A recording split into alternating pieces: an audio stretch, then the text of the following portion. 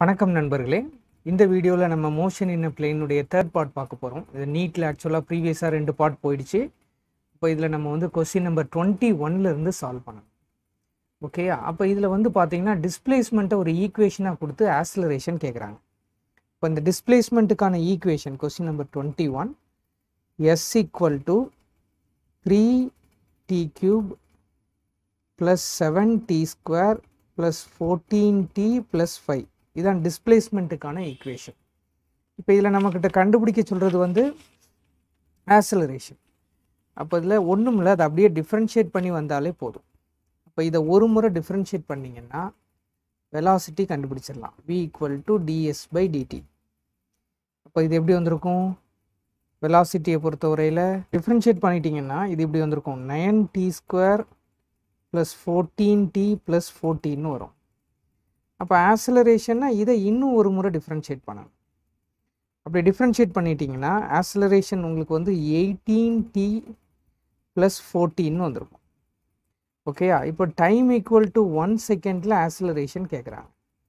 இப்போ உங்களுக்கு ஆன்சர் பார்த்தீங்கன்னா 18 + 14 தட் இஸ் 32 m/s². இதுதான் ஆன்சர். ஸோ 21 சால்வ் பண்ணிட்டோம். அடுத்து பாருங்கள், அதில் அப்படியே நம்ம 22 பொறுத்தவரையில் கொஸ்டின் இது தான். 22ல் வந்து ஒரு ஸ்டோனை வந்து நம்ம வெர்டிக்கலாக எறிகிறோம் அப்போர்டில். அப்போ அது வந்து ஹாஃப் த ஹைட் ரீச் பண்ணும்போது உள்ள வெலாசிட்டி கொடுத்துட்டு எந்த மேக்ஸிமம் ஹைட்டை அது ரீச் பண்ணியிருக்கோன்னு கேட்குறாங்க. சரிங்களா? அப்போ இதுக்கு வந்து நான் முதல்ல என்னுடைய ஐடியாவை யூஸ் பண்ணுறேன், அப்புறம் அவங்க புக்கில் எப்படி கொடுத்துருக்காங்கன்னு காட்டுறேன். இப்போ தரையிலேருந்து எறிகிறீங்க, அது எவ்வளோ ஹைட் ரீச் பண்ணிச்சுன்னு எனக்கு தெரியாது. ஆஃப் த ஹைட் ரீச் பண்ணும்போது இதனுடைய வெலாசிட்டி 10 m/s. அப்போ ஃபார்முலா என்ன? வெலாசிட்டி = √2gh ஒரு ஃபார்முலா இருக்குது, உங்களுக்கு தெரியும். இப்போ இதை ஸ்கொயர் பண்ணிங்க அப்படின்னா உங்களுக்கு இதில் ரூட்டு போயிடும். அப்போ ஹைட் = v²/2gன்னு வரும். இப்போ இந்த வியை வச்சு 10 × 10/2 × 10 போட்டிங்கன்னா அப்போ 5 மீட்டர் போகும். அதாவது 10 m/s அதை அட்டைன் பண்ணியிருக்குன்னா இதனுடைய ஹைட்டு வந்து 5 மீட்டர்னு கண்டுபிடிச்சிட்டேன். அப்போ இதுலேருந்து டபுள் த ஹைட்டு தானே. அப்போ மொத்த ஹைட்டு வந்து 10 மீட்டராக தானே இருக்க முடியும். அப்போ அது ரீச் பண்ண ஹைட்டு வந்து 10 மீட்டர். இது நம்ம சொல்யூஷன். இதுக்கு அவங்க கொஞ்சம் காம்ப்ளெக்ஸாக போட்டிருக்காங்க. I show you. Okay, question number 22 தானே. எஸ், இதில் உங்களுக்கு பார்த்தீங்கன்னா தெரியும். இதில் வந்து அவங்க 10 எடுத்துக்கிட்டு 2 ஈக்குவேஷனாக அதை சால்வ் பண்ணி வந்திருக்காங்க. இதை பார்த்தீங்கன்னா தெரியும். ஸோ அது வேண்டாம், உங்களுடைய ஓன் ஐடியாலஜி என்னவோ அதில் நீங்கள் அப்ளை பண்ணிங்கன்னா ஆன்சர் வரும். இது தவறும் இல்லை. ஓகே, அப்ளை பண்ணலாம். நெக்ஸ்ட்டு பாருங்கள், கொஸ்டின் நம்பர் 23 சொல்லித்தரேன். இந்த இருக்கும். இது வந்து ஒன்றும் இல்லை, கொஸ்டின் இதுதான். ஒரு பர்டிகுலர் ஹைட்டில் இருந்து ஒரு பொருளை ஃப்ரீ ஃபால் ஆகும், இன்னொன்று ஒரு இனிஷியல் ஹரிசான்டல் வெலாசிட்டியோடும் எறிகிறீங்க. எந்த டைமில் வந்து அது கிரவுண்டை ரீச் பண்ணும்? ரெண்டும் ஒரே டைம்லையா, வேறு வேறு டைம்லையா, இல்லை எது முதல்ல வருங்கிற மாதிரி கேட்டிருக்காங்க. இது ஏ, இது பி. இது வந்து ஃப்ரீ ஃபால், இது வந்து with an initial velocity u we are throwing in an horizontal manner. இப்போ வந்து உங்களுக்கு அது கிரவுண்டை ஹிட் பண்ணுற டைமுக்கு ஃபார்முலா வந்து √2h/g. இதில் எங்கேயுமே இனிஷியல் வெலாசிட்டி வரல. அப்போ டைம் பிகம் இண்டிபெண்ட் ஃபேக்டர். அப்போ ஃப்ரீ ஃபாலில் விழுறதும் சரி, நீங்கள் எரிஞ்சதும் சரி, ஹரிசான்டலாக ஒரே நேரத்தில் தான் வரும். Time will be same. அப்போ இதுக்கு ஆப்ஷன் பார்த்தீங்கன்னா ஆப்ஷன் சி எடுத்துக்கணும். Both the particles will reach the ground simultaneously. இதுதான் பதில். அடுத்து 24 பாருங்கள். இதை ஒரு ஃபார்முலா மாதிரி கற்று வச்சுக்கணும். இருந்தாலும் இது எப்படி சால்வ் ஆகுதுன்னு சொல்கிறேன். If a ball is thrown vertically upward with a speed of u, distance covered during the last t seconds of its ascent.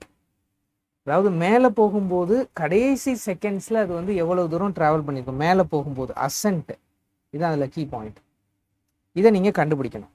அப்போ இதுக்கான சொல்யூஷன் பார்த்தீங்க அப்படின்னா அவங்க என்ன கொடுத்துருக்காங்க? 24ல் ஒன்றும் இல்லை, v = u + at ஈக்குவேஷனை எடுத்துக்கிட்டாங்க. எடுத்துக்கிட்டு இப்போ இந்த ஸ்மால் டீயை கேபிட்டல் டீன்னு எடுப்போம். அதாவது டோட்டல் டைம் மேக்ஸிமம் ஹைட்டை ரீச் பண்ணதுக்கு. அப்போ இங்கே ஃபைனல் வெலாசிட்டி 0. இதை இதில் சப்ஸ்டியூட் பண்ணுங்கள். சப்ஸ்டியூட் பண்ணிட்டீங்கன்னா v 0 வந்துடும். இங்கே u, since we are throwing against gravity, அப்போ a will be minus g. Small t கூட கேபிட்டல் tன்னு எடுத்துக்கலாம். அப்போ from this t equal to u by g. இதான் டோட்டல் டைம். ஓகே, நமக்கு வந்து இப்போ இந்த டோட்டல் டைம்லேருந்து லாஸ்ட் செகண்ட் அதை t மைனஸ் டின்னு எடுத்துக்கலாம். இந்த செகண்டில் வெலாசிட்டி வேணும். அப்போ அதே ஃபார்முலாவில் இதில் போடுங்க. போட்டிங்கன்னா என்ன வரும்? இது initial velocity minus g into instead of t நம்ம என்ன போட்டணும்? கேபிட்டல் டி மைனஸ் டின்னு போடணும். அப்போ அந்த லாஸ்ட் செகண்ட் அதை டோட்டல் டைமுக்கு முந்தின அந்த டி செகண்ட்ஸில் அது என்ன வெலாசிட்டிங்கிறத நீங்கள் போக்கலாம். அப்போ இதை எக்ஸ்பேண்ட் பண்ணும்போது உங்களுக்கு ஃபைனலாக ஜி டின்னு வரும். இது மட்டும்தான் மிச்சமாக வி ப்ரைம் கண்டுபிடிச்சிடலாம் இதுலேருந்து. ஓகே, இந்த வி ப்ரைம் கண்டுபிடிச்சதுக்கு அப்புறம் இப்போ ஒன்றும் இல்லை, distance travel on nth second. அந்த distance travel formula S equal to UT plus half AT square இதில் பயன்படுத்துங்க. அப்போ இதில் நீங்கள் என்ன வெலாசிட்டி? வி ப்ரைம் டைம் எவ்வளவு? T plus half a small T square. இப்போ போடுங்க வி ப்ரைம் இந்த கண்டுபிடிச்சிட்டிங்க. ஜிடி இன்டூ டீனா டி ஸ்கொயர்னு ஆயிரும். இங்கே எதிர்த்து எறிகிறதுனால மைனஸ். Okay, minus. அப்போ இப்போ GT square minus half GT ஸ்கொயர்னா ஆஃப் ஜி டி ஸ்கொயர்னு வரும். இதுதான் அப்போ லாஸ்ட் செகண்டில் கவர் பண்ணுற டிஸ்டன்ஸ் ஃபார்முலா மாதிரி படிச்சுக்காங்க. ஆஃப் ஜிடி ஸ்கொயர் வரும். ஃபைன். இதில் என்ன கொடுத்துருக்காங்கன்னா, ஒரு பந்தை நீங்கள் தரையிலேருந்து எறிகிறீங்க. ஒவ்வொரு 2 செகண்ட் கழிச்சும் அடுத்த பந்தை நீங்கள் எறியலாம். உங்களுக்கு அவங்க கொடுக்குற டைம் இன்டர்வல் வந்து 2 செகண்ட்ஸ். இப்போ கொஸ்டின் என்ன கேட்டிருக்காங்கன்னா, என்ன ஸ்பீடில் நீங்கள் அந்த பந்தை எரிஞ்சிங்கன்னா, அதாவது 2 செகண்ட்ஸ்க்குள்ளே நீங்கள் ஒவ்வொரு பந்தை எறியணும். இது அவங்க கொடுக்குற டைம் பீரியட். இது கண்டிஷன். ஆக்சுவலாக குறைஞ்சது 3 ball has to be in the sky. What should be the கொஸ்டினை திரும்ப ரிப்பீட் பண்ணிக்க. What should be the speed of the throw so that more than 2 balls are in sky at any time.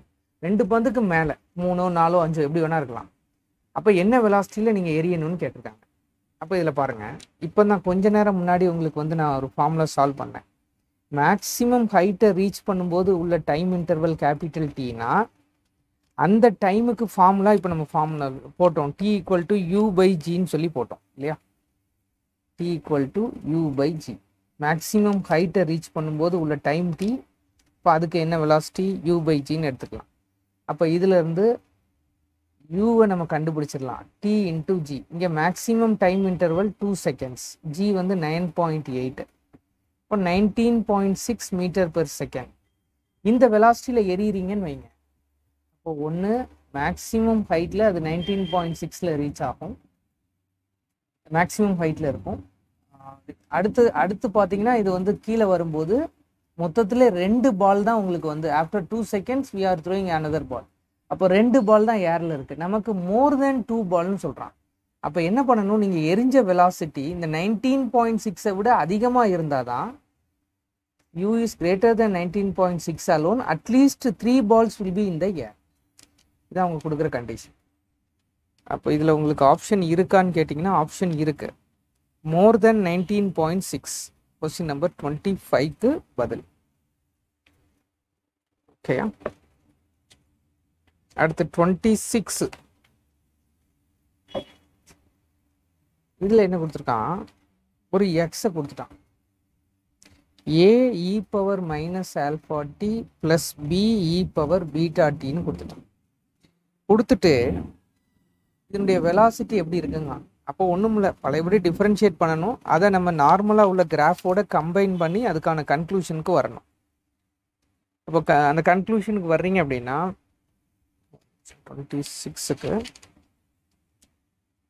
Formula இதுதான். இதை differentiate ஆகும்போது இப்படி ஆயிருக்கும். Minus A alpha E power minus alpha T plus small B beta E power beta T. இதான் இந்த எக்ஸுக்கான differentiation, that is velocity. இப்போ இந்த டிஃப்ரென்ஷியேஷன் கிடச்சிடுச்சுல்ல. இப்போ இதை என்ன செய்யுங்க, ஏற்கனவே இருக்கிற டேமோடு இதை கம்பேர் பண்ணி பாருங்கள். கம்பேர் பண்ணி பார்த்தீங்கன்னா இது என்ன இருக்கும் அப்படின்னா, உங்களுக்கு சிம்பிளாக இதை மாற்றணுன்னா இதை ஏ ப்ளஸ் பின்னு மாற்றலாம். அப்போ இங்கே ஏனுடைய value minus A alpha E minus alpha T, பியினுடைய வேல்யூ பார்த்தீங்கன்னா small B beta E power beta T. இதுதான் ஏக்கும் பிக்குமான விளக்கம். ரைட். இப்போ இதில் வெலாசிட்டி என்ன ஆகுது? ஸோ எக்ஸ்பொனென்ஷியல் டேர்ம் வந்துட்டுனாலே இந்த கிராஃப் வந்து இந்த மாதிரி குறையும். டைமை பொறுத்து வெலாசிட்டி பார்த்தீங்கன்னா இட் டிக்ரீசஸ். எக்ஸ்பொனென்ஷியலில் வரக்கூடிய கர்வ்ஸ் பெரும்பாலும் இந்த ஃபார்மெட்டில் வரும். அப்போ when time increases velocity will decrease. இதுதான் அதுக்கு பதில். ஃபைன். இப்போ இதில் வெலாசிட்டி உங்களுக்கு டிஃப்ரென்ஷியேட் ஆகும்போது 12 - 3t² வரும். எக்ஸை டிஃப்ரென்ஷியேட் ஆகி வி. இப்போ இதில் வெலாசிட்டியில் 0 போடுங்க, ஏன்னா பாடி ரெஸ்ட்டில் வருங்கிறதுக்காக.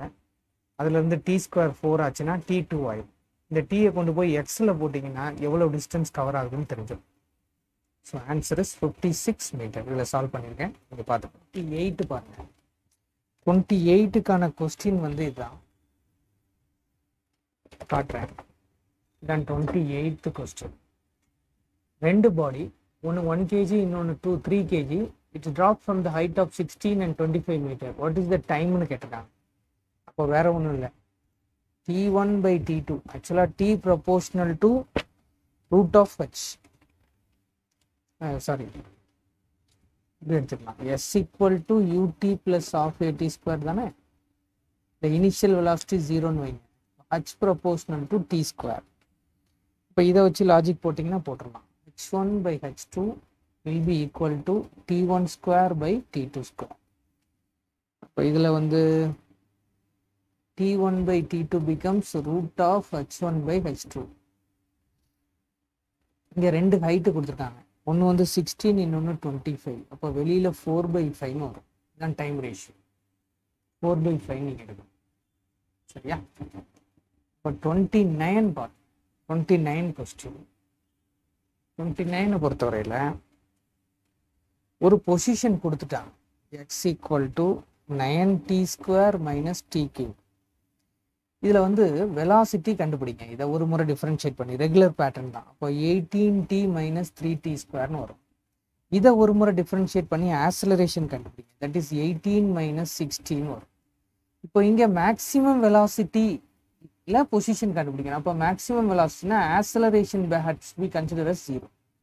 அப்போ ஆக்சலரேஷன் 0னா இதில் 0 = 18 - 16 வரும். Time become 3 seconds.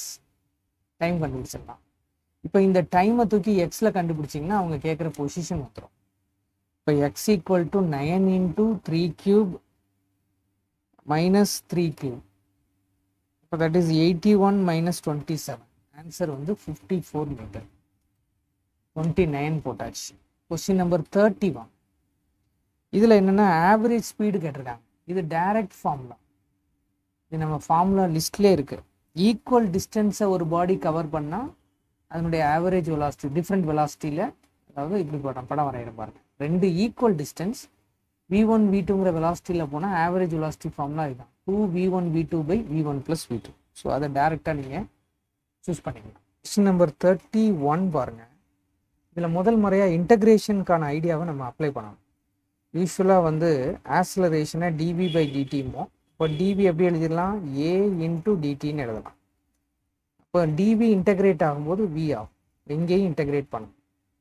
இங்கே இந்த ஆக்சலரேஷனை தான் அவங்க ஒரு ஈக்குவேஷனாக கொடுத்துருக்காங்க. எப்படி கொடுத்துருக்காங்கன்னா f0 1 - t/T × dt-ன்னு கொடுத்துருக்காங்க. அப்போ இதை ரெண்டு டேர்மாக பிரிச்சுக்கிட்டிங்கன்னா f0t - f0/T × t²/2ன்னு வரும். ஓகேயா? இதுதான் இன்டகிரேஷன் ஃபார்முலா. நான் வந்து அதை ரெண்டு டேர்மாக பிரித்து இன்டகிரேட்டும் பண்ணிட்டேன். இப்போ வெலாசிட்டி, இப்போ கண்டிஷன் என்ன? f becomes 0. அப்போ இங்கே f0 போடுங்க. fக்கு 0 போட்டிங்கன்னா 0 = அவங்க கொடுத்துருக்கிற ஈக்குவேஷனை அப்படியே ஹேண்டில் பண்ணுவோம். ஹேண்டில் பண்ணிட்டீங்கன்னா உங்களுக்கு வந்து 1 - small t/T becomes 0 based on this small t = capital T. அப்போ ஆக்சலரேஷன் 0 ஆகிற டைம் நம்ம கால்குலேட் பண்ணிடலாம். இப்போ வெலாசிட்டி ஃபார் x கண்டுபிடிக்கணும். இப்போ ஈக்குவேஷன் இங்கே இருக்குது. f0 small t இருக்கிற இடத்துல கேபிட்டல் T போட போகிறோம், ஏன்னா அதானே இங்கே டைம். -f0/t × t²/2. இதை சால்வ் பண்ணிங்கன்னா உங்களுக்கு ஆஃப் எஃப் நாட் டீன்னு வரும். இதான் அவங்க கேட்குற ஆன்சர். ஒரே ஒரு இன்டகிரேஷன் சம், கொஞ்சம் பொறுமையாக அதை நீங்கள் கொஸ்டினை பார்த்துட்டு போடணும். ஒன்றும் இல்லை, கொடுத்துருக்கிறது ஆக்சலரேஷன், அதுலேருந்து வெலாசிட்டி கண்டுபிடிக்கிறேன். ஒரு ஈக்குவேஷன் கிடைச்சிரும். கிடைச்சதுக்கு அப்புறவு அந்த ஆக்சலரேஷனை, இது கேபிட்டல் டி சரியா, இதில் வந்து அந்த F0ங்கிற கண்டிஷன் அடிப்படையில் இந்த ஈக்குவேஷனில் ஸ்மால் டி கண்டுபிடிங்க. That is nothing but capital T. அதை அப்புறம் அப்ளை பண்ணுங்க. சரி, question number 32. Distance travel on nth செகண்டை பேஸ் பண்ணி கொஸ்டின். இப்போ இதுதான் ஃபார்முலா. கிவன் டேட்டாவில் என்ன இருக்குது? Start from rest. அப்போ initial velocity 0. Acceleration has been given as 4/3. எத்தனாவது செகண்டுக்குன்னா தேர்ட் செகண்டு கேட்டிருக்காங்க. அப்போ n should be treated as 3. இப்போ இதில் போடுங்க. அப்போ உங்களுக்கு ஃபார்முலா வந்து ½ × 4/3 இன்ட்டு இங்கே 3 போட்டோம்னா 6 - 1 5 ஆயிடும். அப்போ சால்வ் பண்ணிட்டீங்கன்னா ஆன்சர் இஸ் 10/3ன்னு வரும். ஓகேயா, 2 வச்சு கேன்சல் பண்ணிட்டோம்னா 10/3 மீட்டர். இதான் சார், இதான் அவங்க கொடுத்துருக்கிற ஒரு டிஸ்டன்ஸ் டைம் கிராஃப். இதில் எங்கே மேக்ஸிமம் வெலாசிட்டி கிடைக்கும்னு கேட்குறாங்க. மேக்ஸிமம்ங்கிறது வெலாசிட்டிங்கிறது சேஞ்ச் இன் டிஸ்டன்ஸ் அல்லது டிஸ்பிளேஸ்மெண்ட். இப்போ இங்கே ஸ்லோப் எங்கே மேக்ஸிமம் வருதோ அங்கே தான். அப்போ அந்த பாயிண்ட் வந்து சி. இப்போ சியில் தான் வந்து வெலாசிட்டி மேக்ஸிமம் இருக்கும். வேறு எந்த பாயிண்ட்லையும் ஸ்லோப் இந்த கர்வை பொறுத்தவரையில் மேக்ஸிமம் வர வாய்ப்பில்லை. இந்த 34 கொஸ்டின் பாருங்கள். ஒரு ஸ்ட்ரெயிட் லைன் போகக்கூடிய பார்ட்டிக்கல் கான்ஸ்டன்ட் ஆக்சலரேஷனில் மூவ் ஆகுது. அதனுடைய வெலாசிட்டி வந்து 10 to 20 மாறுது. மாறி அது கவர் பண்ண டோட்டல் டிஸ்டன்ஸ் 135 மீட்டர்னா அது எந்த டைமில் நடந்திருக்குங்கிறது கொஸ்டின். அப்போ உங்களுக்கு என்னெல்லாம் கொடுத்துருக்காங்கன்னா சேஞ்ச் இன் வெலாசிட்டி கொடுத்துருக்காங்க. அப்போ அதை முதல்ல வச்சு அந்த ஆக்சலரேஷன் என்னவா இருக்கும்னு கண்டுபிடிங்க. சரிங்களா? அப்படி கண்டுபிடிச்சிட்டிங்கன்னா it is easy for you to find the time. அப்போ இந்த ஃபார்முலாவை எடுத்துப்போம். v² - u² = 2as. இதில் v அவங்களே கொடுத்துருக்காங்க 20, யூவும் கொடுத்துருக்காங்க தட் இஸ் 10, ஏ கொடுத்துட்டாங்களா இல்லை அதான் நம்ம கண்டுபிடிக்கணும். எஸ் கொடுத்துட்டாங்க 135. இப்போ இதை சால்வ் பண்ணிங்கன்னா ஆக்சலரேஷன் பிகம்ஸ் 300/217 வரும். That is 10/9. ஓகே, அப்போ ஆக்சலரேஷன் முதல்ல கண்டுபிடிச்சிடுறீங்க. அதுக்கப்புறம் இன்னொரு ஈக்குவேஷன் ஆஃப் மோஷனில் போட்டிங்கன்னா v - u = ATயில் t கண்டுபிடிச்சிடலாம். அப்போ 20 - 10 = 10/9 × t. இதை சால்வ் பண்ணுங்கள், ஆன்சர் ஈஸியாக வந்துடும். TB 9 seconds. 34 potash. Right. Question number 35 வந்து சிபிஎஸ்சியில் வர்ற ஒரு புக் பேக் எக்ஸசைஸ். ஆக்சுவலாக இந்த லெசனில் சிபிஎஸ்சியில் வர புக் பேக் எக்ஸசைஸ். ஒரு பஸ்ஸினுடைய வெலாசிட்டி கொடுத்துருக்காங்க 10 m/s. இதுலேருந்து 1 km தள்ளி இருக்கிற ஒரு ஸ்கூட்டர், ரைட்டா, அவர் இந்த பஸ்ஸை ஓவர்டேக் பண்ணணும். ரைட்டா, அவர் வந்து அவர் மைண்டில் என்ன ஃபிக்ஸ் பண்ணிக்கிறாருன்னா 100 செகண்டில் இந்த பஸ்ஸை ஓவர்டேக் பண்ணணும்னு ஃபிக்ஸ் பண்ணிடுறாரு. அப்படின்னா இந்த ஸ்கூட்டர்னுடைய வெலாசிட்டி என்னவாக இருக்கணுங்கிறது தான் கொஸ்டின். இப்போ இதை செம்ம எப்படி ஈஸி ஆக்கிக்காங்கன்னா, அவங்க எப்படியோ சால்வ் பண்ணிடுறாங்க ரிலேட்டிவ் எடுத்து. நான் சிம்பிளாக சொல்கிறேன். இந்த பஸ்ஸு ரெஸ்ட்டில் இருக்குன்னு அஸ்யூம் பண்ணிக்காங்க.